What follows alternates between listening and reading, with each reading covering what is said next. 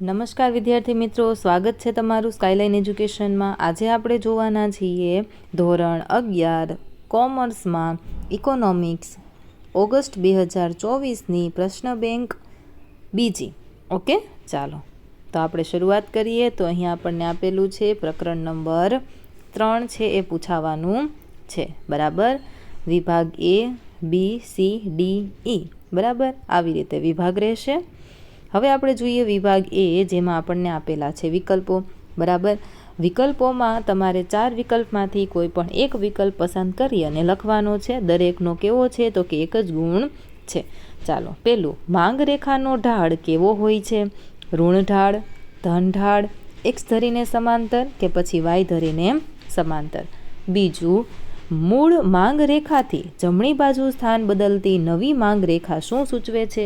માંગનું સંકોચન, માંગનું વિસ્તરણ, માંગમાં ઘટાડો, માંગમાં વધારો। ત્રીજું, મૂળ માંગ રેખાથી ડાબી બાજુ સ્થાન બદલતી નવી માંગ રેખા શું સૂચવે છે? તો કે વિસ્તરણ, સંકોચન, વધારો કે ઘટાડો।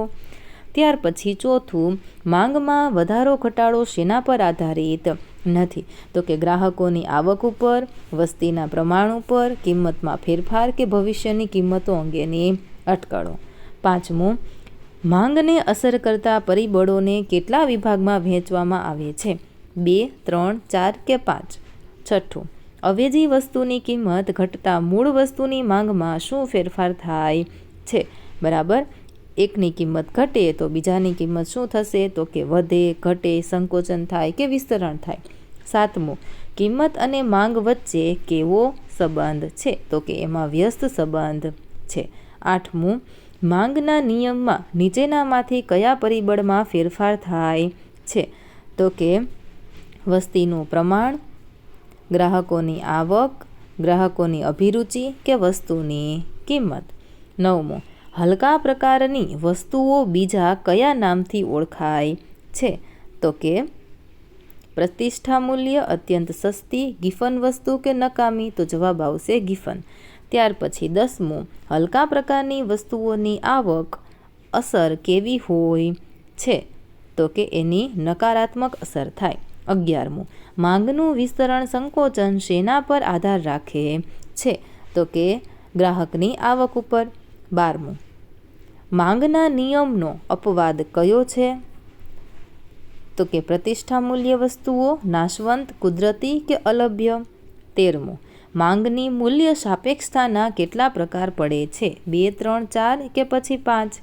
14મું, માંગની મૂલ્ય સાપેક્ષતાના કયા પ્રકારની માંગનું વાસ્તવમાં અસ્તિત્વ જોવા મળતું નથી?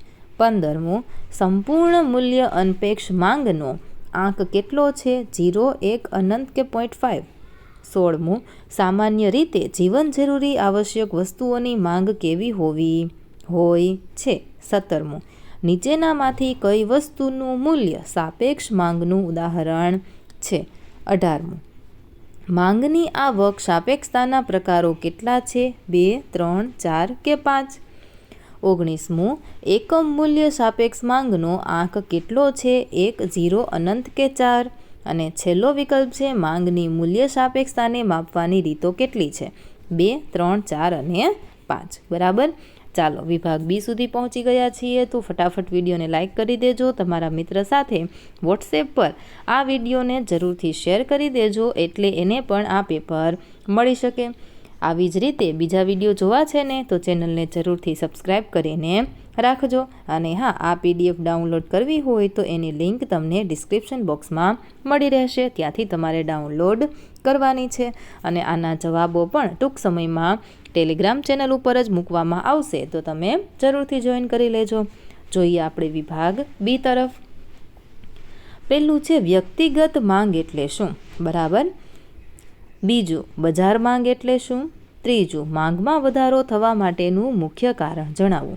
ચોથું, માંગમાં ઘટાડો થવા માટેનું કારણ જણાવો। આ વધારો છે, ઘટાડો છે, માંગનો અર્થ આપણે આપવાનો છે। છઠ્ઠું, લાઈફબોય સાબુની કિંમતમાં વધારો થાય તો સંતૂર સાબુની માંગમાં શું ફેરફાર થશે? સાતમું, માંગ વિધેય એટલે શું? એવી જ રીતે તમને અહીં પ્રશ્ન આપેલા છે, એ પ્રશ્નમાંથી તમારા શિક્ષકો તમને પ્રશ્ન પૂછશે, તો આ પ્રશ્નોની ખાસ તૈયારી કરીને રાખવી. ત્યાર પછી છે વિભાગ સી. એમાં છે દરેક પ્રશ્નના 2 ગુણ. ઓકે, અને એમાં પણ તમને ઘણા બધા અહીં પ્રશ્ન આપેલા છે. માંગ એક જ ચેપ્ટર છે તો તમારે સારા ગુણ આવવા જોઈએ. બરાબર, એક જ ચેપ્ટર તમારે વાંચવાનું છે. પહેલું, વસ્તુની માંગ કયા 5 પરિબળોને આધારે સર્જન પામે છે? ખૂબ જ સરળ સવાલો અહીં 10 આપેલા છે. ત્યાર પછી વિભાગ ડી છે, જેમાં મુદ્દાસર ઉત્તર છે. એક પ્રશ્નના કેટલા ગુણ છે? તો કે 3 ગુણ છે. તમારે આ 6 પ્રશ્નમાંથી પૂછવામાં આવશે, તો આ 6 પ્રશ્નની તૈયારી કરવાની રહેશે. બરાબર, ચાલો. ત્યાર પછી છે વિભાગ ઈ, છેલ્લો વિભાગ, અને 5 ગુણનો એક સવાલ રહેશે. બરાબર, ખૂબ જ સરળ સવાલ આપેલા છે. માંગને અસર કરતા પરિબળો છે. માંગના નિયમને અનુસૂચિ અને આકૃતિની મદદથી સમજાવવાનો છે. આવકની અસર અને અવેજી અસરનો ખ્યાલ આપવાનો છે.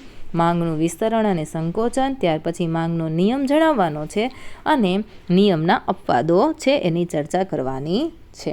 તો વિડીયોમાં ખૂબ મજા આવી ગઈ ને? તો વિડીયોને લાઇક કરો, તમારા મિત્ર સાથે વોટ્સએપ પર શેર કરો, અને આવી જ રીતે બીજા વિડીયો જોવા માટે ચેનલને સબસ્ક્રાઈબ કરી લેજો. અને હા, તમારી શાળાનું નામ અને રેડ હાર્ટ કમેન્ટ બોક્સમાં જરૂરથી જણાવજો. આ વિડીયોને અંત સુધી જોવા માટે તમારો ખૂબ ખૂબ આભાર.